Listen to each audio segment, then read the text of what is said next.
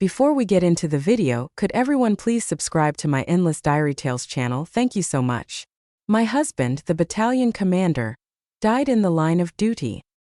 His body was barely cold when I, without the slightest hesitation, cancelled his household registration. 3 days later, on the very day his twin brother was marrying his childhood sweetheart, I resolutely took the substantial death compensation and remarried with my son. Everyone called me heartless and cruel, but I felt a thrill of satisfaction watching my brother-in-law's eyes brim with emotion. Because in my past life I realized that the body sent home wasn't my husband at all. It was his twin brother. When I rushed off to confront him, I accidentally overheard my husband and my mother-in-law conspiring to hold a wedding 3 days later between him and the girl who had been engaged to his older brother since childhood, Emily Strong. My mother-in-law said, "And they have a child, she'll be fine." He replied, "Rachel's waited so many years for James. If she finds out he's dead, she might not survive it." I felt like I'd been struck by lightning. I wanted to expose the truth, but he knocked me out cold with a stick. Then he told everyone I had lost my mind from grief and locked me in the woodshed. I could only watch helplessly as he married his little childhood sweetheart. Later, when she complained about being disturbed by our son's crying, he put sleeping pills in our son's food just because she found the noise annoying. And just like that, my little boy never woke up. The day they hastily buried him, I hanged myself in despair in that very same woodshed. But when I opened my eyes again, I was back on the day James' body was returned. "My son, how could you just leave like this? What's your poor mother supposed to do now?" My mother-in-law's anguished wails pulled me back to reality. I looked down at the body in the coffin. It was the exact same face as my husband's, but inside waves of emotion crashed through me. I had been reborn, returned to the very day they brought back James's remains. Yes, the man in the coffin wasn't my husband Jack. It was his twin brother James. In my past life, when news of Jack's death reached us, I was utterly heartbroken. I threw myself onto the body, crying uncontrollably until I suddenly realized that the small red mole behind his ear was missing. That was when I knew Jack hadn't died. It was James, the real escort of the body, who had perished. I was overwhelmed with relief that Jack was alive, but I couldn't understand why he'd do something so twisted. Just as I was about to ask, I overheard a conversation outside my mother-in-law's door that shattered what was left of my heart. "Jack, are you really going to take your brother's place and marry Rachel in 3 days?" my mother-in-law asked. "Of course," he answered without hesitation. "James and Rachel were engaged for so long. She's been waiting for him. Now that he's gone, if she finds out, who knows what she'll do. You watched her grow up. Can you really bear to let her die?" Then he added, "If I marry her, any children we have can carry James's name that way. Someone will still visit his grave in the future." My mother-in-law wavered but still hesitated. "But what about Emily? She's just a woman. Your son's only 2.5. Aren't you worried she won't make it through this? That she might remarry?" Jack just laughed. "Don't worry, Mom. Emily's completely devoted to me. She'd never remarry.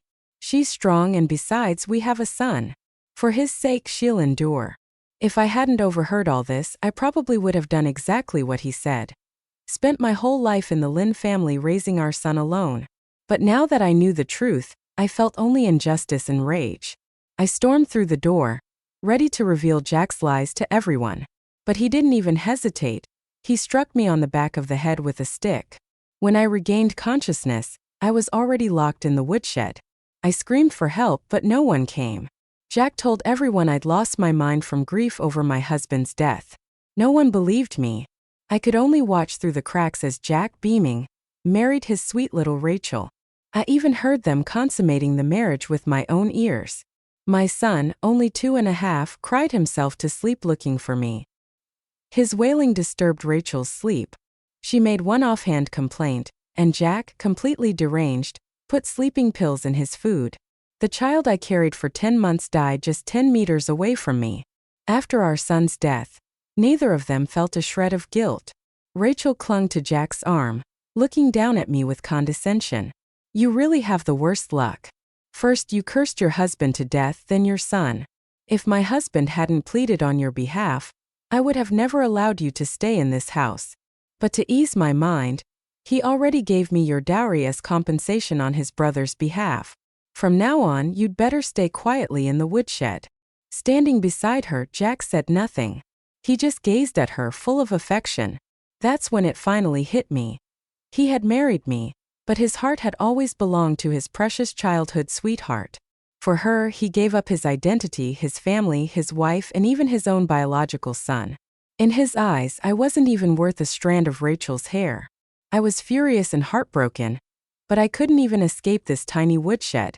I found a rope and in utter despair hanged myself. In the moments before suffocating, I was filled with regret. Why had I ever married a man like Jack Lynn? Thankfully, I was reborn, and this time things could still be changed. Jack thought I'd spend my whole life mourning him in the Lynn household. Not a chance. With my mind made up, I pinched my thigh and threw myself into his arms, pretending to be overwhelmed with grief. I cried so hard I nearly passed out. The relatives and neighbors who had come to mourn couldn't help but get teary-eyed. "Poor girl," one whispered. "With the head of the family gone, what is she going to do?" "Yeah, if I remember right, little Aiden's only 2.5. Jack's wife is going to have a rough time," another added. I felt their sympathetic stares, but my heart, it only grew colder. Even these distant relatives and neighbors understood how hard it would be for a woman like me to be widowed. But Jack never once considered any of that. He just said, "I was strong and shamelessly dumped all the suffering on me." Even now, he wore a look of indifference as he arranged James' burial and then, right in front of everyone, announced his wedding date with Rachel. Someone asked in confusion, "James, why the rush? Your brother's body isn't even cold yet. Why get married so soon?" Jack waved his hand dismissively. "James and Rachel grew up together. Before he died, he told me he wanted me to marry her as soon as possible and give him a chubby nephew. I was the only one with him when he passed, so his last wishes are what matter." Using Jack's so-called last words as a cover, he looked at me and my mother-in-law.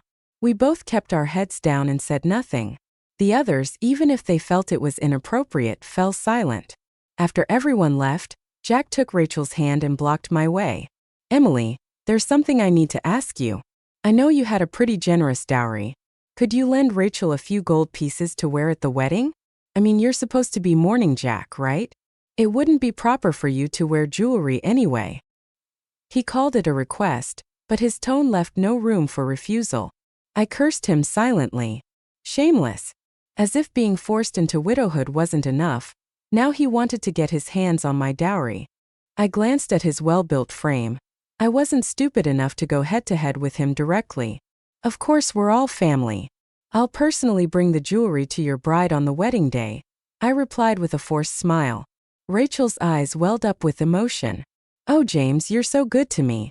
You're the best man in the world." Jack chuckled, gently tapping her nose. "That's nothing. I wish I could lay the whole world at your feet." Rachel playfully punched him, a bit embarrassed, but her voice carried a sense of triumph. Stop it. Emily's right here. She just became a widow. Don't upset her." Jack glanced at me and shrugged. "Emily's not the petty type, but don't worry, Emily. You're part of our family. Aiden's my nephew. We'll never treat you unfairly." At those words, I caught a flicker of dissatisfaction in Rachel's eyes. Clearly, she didn't like the idea of her man taking care of another woman's child. Just then, my 2.5-year-old son, Aiden Lynn, came toddling out of the house. Reaching out his tiny hands, he walked straight toward Jack and said, "Daddy, hold me." Rachel's face darkened instantly. I stepped between Aiden and Jack, blocking their path. "Aiden, he's not your daddy. He's your uncle." Aiden looked up, his little head unable to grasp what that meant. He still tried to reach out to Jack, but Jack cruelly shoved him away. "I already told you I'm not your father," Jack said coldly. "Emily, you really need to teach your kid better. It's a good thing this happened at home. If it were somewhere else, what if someone misunderstood? Our Lynn family has—" Aiden fell to the ground and burst into loud sobs. I rushed to pick him up, and even as I held him, I could still hear Jack self-righteously lecturing. I was shaking with rage, clenching my jaw to keep it all in. "I'll take care of my child, James," I said stiffly. Jack seemed relieved and finally showed a hint of regret. He reached out as if wanting to pat Aiden on the head to comfort him, But Rachel interrupted. James, didn't you say you'd take me shopping? Let's not waste time. Aiden watched them walk away, the hope in his eyes dimming. His cries softened, turning to quiet whimpers. Mommy, Daddy left. He doesn't want us anymore, does he? My throat tightened. I gently stroked his soft hair. Aiden, that's not your daddy. Your real daddy is gone. He's never coming back. But Mommy will find you a new daddy, someone who will love you. Okay? Aiden didn't understand what gone meant, but he looked at Jack, who never turned back even once, and seemed to vaguely get it. He gripped my hand and gave a small nod. What Jack didn't know was that he wasn't the only one who had a childhood sweetheart. I found an excuse to step outside and called my childhood friend, Alan, someone I had grown up with. When I told him I was looking to remarry and asked if he could introduce someone reliable, he got angry. What? Jack treats you that badly?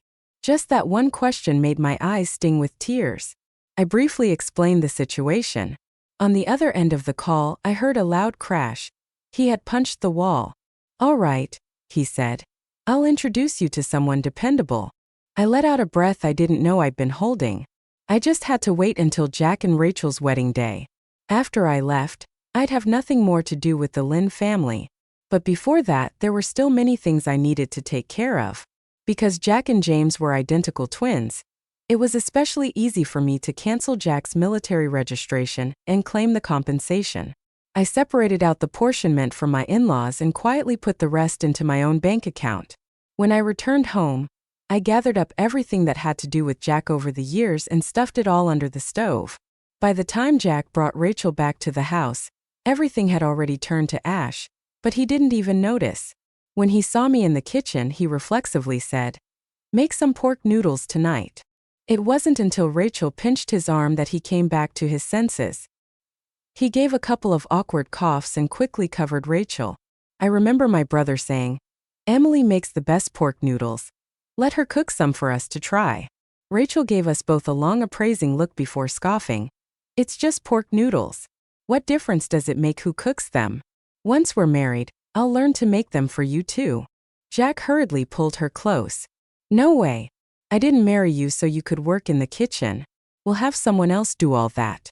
You just rest and focus on giving me a big, healthy son."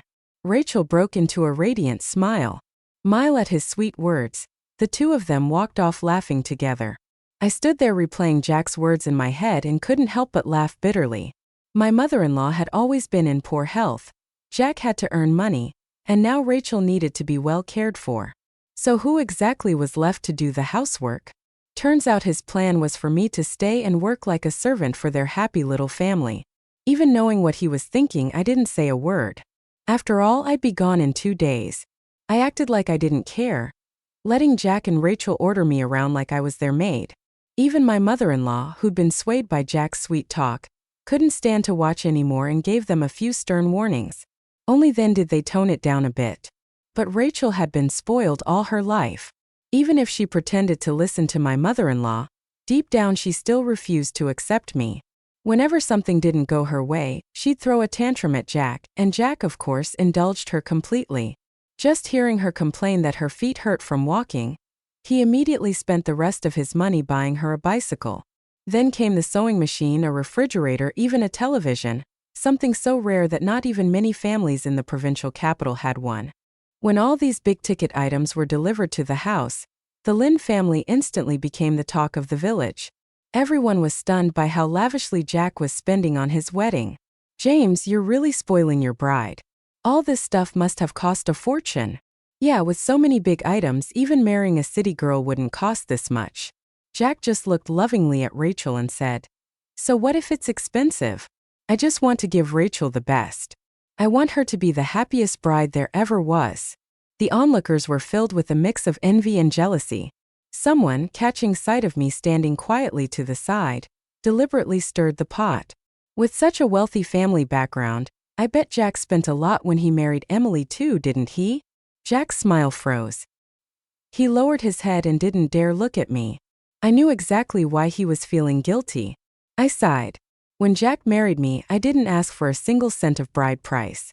I said it clearly and plainly right in front of everyone. The nosy aunt who had tried to cause trouble was momentarily speechless. She let out a couple of awkward laughs. Well, times were tough back then. Who knows, maybe he would have if he could have. The fact that both Lynn brothers had served in the military and now one had died meant the compensation was definitely substantial.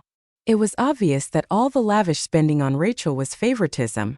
More than a few people began looking at me with pity. Jack seemed a little thoughtful for a moment. Rachel's expression flickered. I didn't consider your feelings, Emily. That was my mistake, she said. James, take the things back. I don't want Emily to feel wronged. Whatever guilt Jack had started to feel toward me vanished in an instant. I didn't get all this. It's just bad luck. It doesn't mean she ever deserved it. He said, Rachel, you're too kind. One day, someone with a scheming heart is going to take advantage of that. He was basically accusing me of deliberately trying to make Rachel feel guilty. I couldn't even bother to respond. I just stood and watched as he cheerfully moved all the items into the room he now shared with Rachel. I sneered silently. There was no way Jack could afford all that on his own, not unless he used the military compensation money. I had assumed he would come ask me directly, but to my surprise, it wasn't Jack who came looking for me the day before the wedding. It was my mother-in-law. She approached me cautiously, glancing at my face as if to gauge my mood before speaking. Emily, you must have received Jack's compensation money by now, right? It's quite a sum. Why don't you let me help manage it for you? I furrowed my brow and feigned confusion. Mom, that would be too much trouble for you. In just a few years, Aiden will be starting school. There are so many expenses ahead. It wouldn't be appropriate for me to keep asking you for money all the time, would it? Her eyes flicked toward Aiden, who was sitting on the bed. She looked conflicted. Of course, she loved her grandson, but he might not be her only one in the future. Once her mind was made up, she dropped the gentle act and straightened her posture. Emily, you're my daughter-in-law. As your mother-in-law, it's only natural that I help you manage the money. And besides, now's exactly when the household needs funds. You can't possibly be thinking of hogging Jack's compensation all to yourself, can you? His brother's getting married. You should at least contribute a little, don't you think? Now that she had laid her cards on the table, I didn't refuse anymore. I dabbed my eyes and played the pitiful daughter-in-law. Taking a small envelope out of my pocket, I handed it over. You're right, Mom. This is the portion meant for you and Dad. After the wedding tomorrow, I'll give you the rest I've saved up. She felt the thickness of the envelope and nodded in satisfaction. Then, just like Jack used to sweet-talk me with empty promises, she said, Don't worry, Emily. Even if Jack's gone, you'll always be my daughter-in-law, and Aiden will always be my grandson. The Lynn family will never let you two suffer. Oh, and tomorrow's wedding feast will be hectic. You'll have free time anyway, so why don't you go help in the kitchen with the cooking? I lowered my head and agreed. My obedient demeanor seemed to satisfy my mother-in-law greatly.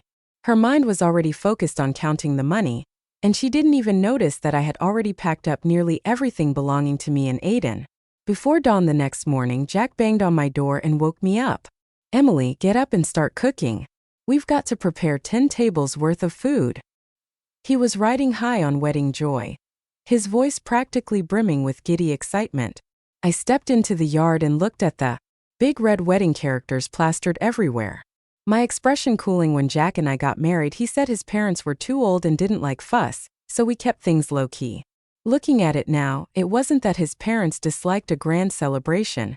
It was that I wasn't the bride they approved of in their hearts. Jack noticed my distant expression. After hesitating a moment, he glanced around to make sure no one was watching, then pulled a small silver bracelet from his pocket. I got this while picking out jewelry for Rachel. Here, it's for you, he said, stuffing it into my hand before I could respond. Emily, thanks for all your hard work these past few days. I know things are tough without a man around, but don't worry, once everything's settled, I'll talk with Rachel about us sharing the household responsibilities. Then he turned and left to pick up the bride. I stood there, disgusted, and flung the bracelet to the ground, stomping on it twice. Revolting, truly revolting. The moment he used the word share, as if I were some leftover burden, I felt like I'd been smeared with filth. He had originally been my husband, and now he was standing there offering me scraps like a benefactor. How could he be so shameless? Thankfully, it was time for me to leave. Just as Jack led the wedding procession out to pick up Rachel, I slung my bundle over my shoulder, hoisted Aiden onto my back, and took one final look at the place I'd lived in for so many years. There wasn't a shred of sentiment left in me. Meanwhile, Jack, on his way to the bride's house, was feeling unexpectedly uneasy. Was it just nerves about finally marrying Rachel? He couldn't figure it out. This wasn't his first wedding after all, but Rachel. She wasn't like Emily. Rachel was the one he truly loved, the one he'd always kept in his heart. Emily had just been convenient, suitable as a wife. He never thought he'd have the chance to marry Rachel in this life. Then his brother died. He had hesitated only for a moment before deciding to take James's place and continue living as him. Rachel was understanding. Surely she'd be okay with them sharing responsibilities between the two women. That way, he wouldn't be letting Emily down either. Thinking about a future life with the woman he truly loved, Jack was practically glowing with pride. But when he returned to the Lynn home with Rachel in tow, he saw his mother stumbling out in a panic, holding a letter in her hand. "It's bad, Emily. She took Aiden and left. She said she's remarrying." Jack's vision went white, and he nearly dropped Rachel off his back. Everyone around them started murmuring, and most of the comments were criticisms aimed at me. Jack's only been gone 3 days. Jack's body isn't even cold yet. How could Emily remarry so quickly? And she took Aiden with her too. Aiden's still a Lynn. How could she do that? Disgraceful, totally heartless. Who knew Emily would do something like this? But Jack couldn't hear any of it.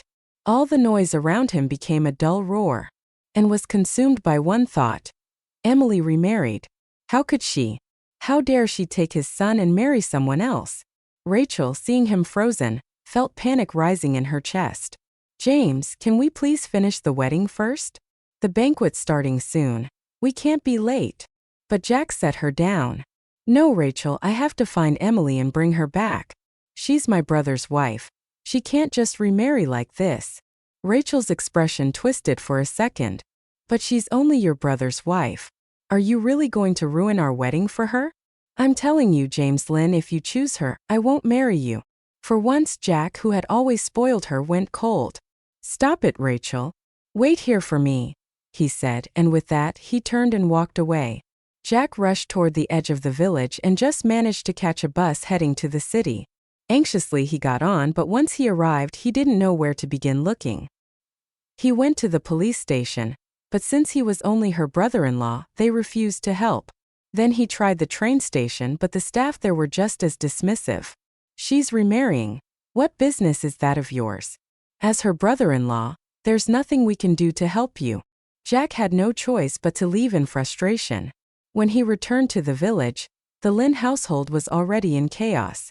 The shop owners who had allowed him to buy goods on credit for the wedding had all come demanding payment. It was only then that my mother-in-law remembered I had said I'd hand over the rest of the money after the wedding, but I was long gone, and so was the money. Overwhelmed, she blacked out and fainted on the spot. With no one else to turn to, the angry creditors turned on Rachel, who was still dressed in her bright red wedding clothes. But there was no way Rachel could come up with that kind of money. She fumbled and argued, stalling as long as she could until she saw Jack walking back through the gates. "My husband's home now. Go ask him for the money." So the moment Jack stepped into the house, he was surrounded by creditors demanding their dues. It was only then that he realized just how short on cash he really was. He had planned to use part of the military compensation money to settle these debts, but that was clearly no longer an option. Looking embarrassed, Jack tried to explain. "Please, everyone, give me a couple more days. I'm a little short right now." "Short on cash?" One of them snapped. "Then what the hell were you doing pretending to be loaded? If you don't pay us within 3 days, we'll call the cops and have you arrested. Don't even think about trying anything shady." Back in the military, Jack had always been admired. He even rose to battalion commander, and after assuming his brother's identity as a martyr's family member, he was respected wherever he went. He had never suffered such humiliation before, but no matter how unwilling he was to accept it, he could only smile and try to smooth things over. After much effort, he finally managed to send the angry creditors away. "Hey, left," then Rachel began her tirade. "I thought you said we'd have money after we got married. Where is it? You don't even have enough to cover what we owe." Is this the kind of life you expect me to live? Jack used to find her tantrums charming, even playful, but after today's chaos, all he felt was exhaustion. In the past, he would have brushed it off, but now, for the first time, doubt crept in. And with that came memories of me. Before he could stop himself, he muttered, Emily was willing to suffer through hard times with me. Why can't you? That single line shattered Rachel's composure. What's that supposed to mean, James Lynn? You're in love with your sister-in-law, aren't you? Have you no shame? If you like that scheming so much, why did you marry me at all? Why not just inherit your brother's title, make her your wife, and get a free kid in the process? Even as she hurled the words at him, she seemed to regret them. But Jack said something that froze her blood cold. What do you mean I have no shame? If I hadn't faked my death to marry you, Emily would have never left with my son. She thought I was her husband. I am her husband. We should have been together for life. Rachel gasped, stumbling back. What? What are you saying? No, that's not right. You're Jack Lynn. It hit her all at once. The man who had been catering to her every whim for the past few days wasn't her fiancé at all, which meant her real fiancé, James, must be dead. Rachel's eyes rolled back as the shock overwhelmed her. She collapsed in a dead faint. Jack looked from his unconscious mother to the now unconscious Rachel, and bowed his head in regret. What a disaster he had created. Meanwhile, I knew nothing about the chaos unfolding in the Lynn household. I had already boarded the train to Capital City with Aiden. Standing in front of a 3-story Western-style house, I nervously held the address Alan had given me in my hand. I hesitated for a long time until the front door swung open and a man in a white shirt stepped out. Before I could turn and hide, he had already grabbed my wrist. Emily, why are you just standing out here? Aren't you coming in? Seeing Alan's familiar features, I gave an awkward smile. I thought maybe I had the wrong address. I knew he'd gone south years ago to do business under the government's open market reforms and that he'd made some money, but I hadn't expected him to become this successful. Alan was exactly as I remembered. Approachable and completely unpretentious. Without saying a word, he reached out and effortlessly scooped Aiden into his arms. Aiden, ever the friendly child, clung to his arm and asked curiously, Uncle, are you my new daddy? I had just opened my mouth to respond when Alan nodded with a smile. That's right. From now on, I'm your new daddy. Go inside, Aiden, take a look at your new room. I stood there momentarily stunned, unsure of what he meant. It felt like I was sleepwalking as I followed him into the house. I watched him win Aiden over in under 5 minutes, coaxing him into giggling. Uncontrollably, when Aiden finally got tired and fell asleep on the small bed Alan had prepared for him, I finally had a chance to speak. Alan, what did you mean by what you said just now? He gave me a bitter smile. Emily, can't you tell what I mean? My heart fluttered nervously. But I'm a single mom with a child. You have so much going for you. You could find someone way more suitable. Alan shook his head gently, took my hand and led me into another room. That's when I saw it. An entire room filled with paintings, all of me. I was speechless. He looked at me, his gaze filled with emotion. Back then, I was planning to give these to you to confess my feelings, but when I got home, I found out you were already engaged. You seemed genuinely fond of Jack Lynn, so I buried everything deep inside. I thought these drawings would be locked away forever, but I never imagined Jack would treat you like that. Emily, if you're really ready to move on, please give me a chance. I took a deep breath and nodded. Alan immediately lifted me up in joy, spinning me around. He didn't waste a second. Filed our marriage paperwork right away, booked the best restaurant in town, and threw a grand wedding banquet. At the time, I had thought Jack's wedding with Rachel was extravagant enough, but now I realized it was all for show.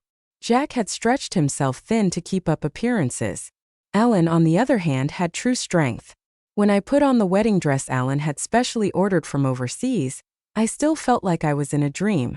Aiden, however, adjusted quickly. I didn't even know how Alan had done it, but Aiden now called him Dad.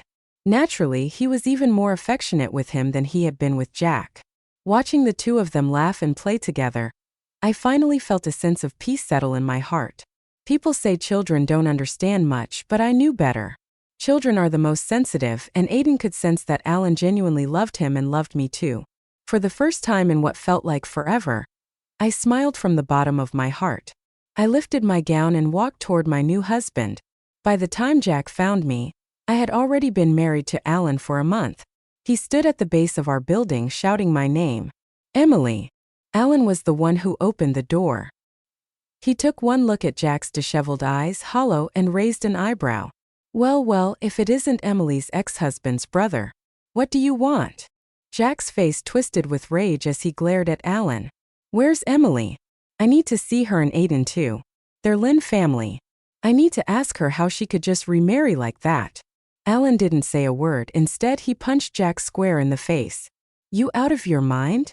You're just her brother-in-law. Why do you think this has anything to do with you? Since when does Emily need your permission to move on? Jack looked shaken.